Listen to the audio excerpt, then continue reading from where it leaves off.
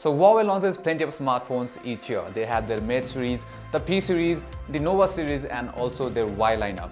The last phone that Huawei launched in Nepal was the Huawei Nova 4, and now we have a brand new phone from Huawei and from its Y series, the Huawei Y7 Pro 2019. Well, I've already unboxed this phone, so let's take a quick look at the unboxing, and also at the end of this video I'll be sharing my early impressions of this device. So let's get started.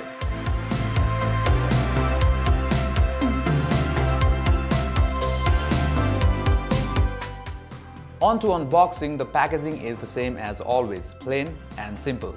The variant we have is a Aurora Blue with 32 gigs of internal storage and 3 gigs of RAM. Well, there wasn't any seal on the box when Huawei sent us the phone, so let's just open up the box real quick. Alright, the first thing you get is the phone itself.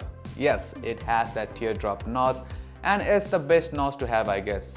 And this Aurora Blue looks really good. Well, let's keep the phone aside for now and see what else do we have inside. So first up, there's a SIM ejector tool, and further inside we get a warranty card and a quick start guide that we aren't going to read anyways. And then we have a transparent case for the phone as well. Well, good job. Further inside we get a standard 5W 2A charger and a USB cable. So since it's a standard charger, we do not expect it to have a quick charging. So now getting back to the phone, Huawei's phone always look good, and this one is no different. The Aurora Blue color definitely looks beautiful. The gradient finish back curves to the sides, and the frame is aluminium, which also shares the same gradient finish from the back. The buttons are clicky and the build feels really good. Alright, on the inside this thing is running on EMUI and there's nothing different. It's the same EMUI. By default we do not have the app drawer, but you can turn on the app drawer from the settings menu. We've got the user bloatwares from Huawei, the Huawei Health, High Care and others. If you swipe right, you get the high board, you get some of your most used apps, a summary of Huawei Health and also some recommended news. So this thing does not have a fingerprint sensor, but it does have a face unlock and it was working quite good while we were making this video.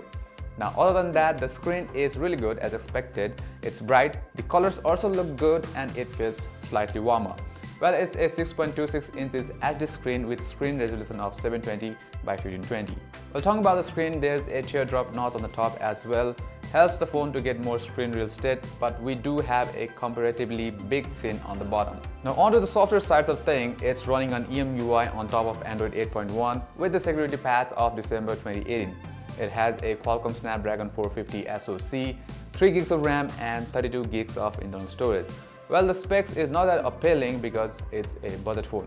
However, the UI is fluid, it is pretty smooth. The animations, app switching, but we'll have to see if it remains same after we load it with plenty of apps during our full review. Now talking about cameras, there's dual 13+2 megapixel sensor on the back and a single 16 megapixel sensor on the front. The camera UI is same as usual, and we also have AI support for the camera as well. Since there's a depth sensor, you can also take some good pictures with bokeh effect. Well, we'll have to see how good it will capture during our full review. To access various modes, you can just swipe across the screen. We can get Pro mode, HDR, AR lens and many other modes. Well, we took some initial pictures from the phone and it's very similar to what we expect from Huawei. High on contrast and popping colors.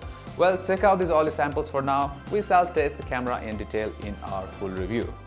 So my all impressions of this device remains pretty good. Huawei's offering do not disappoint you. They are good most of the times. Well, with this phone you are getting a very good build quality, and aesthetic wise this phone is absolute pleasure.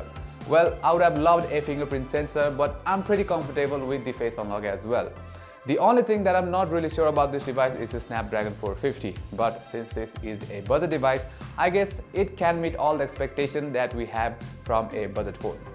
So that's it for this video. Hope you guys liked it, and as always, like if you liked it, subscribe to our channel for further contents like this, and also hit that bell icon to get notifications. Until next time, namaste.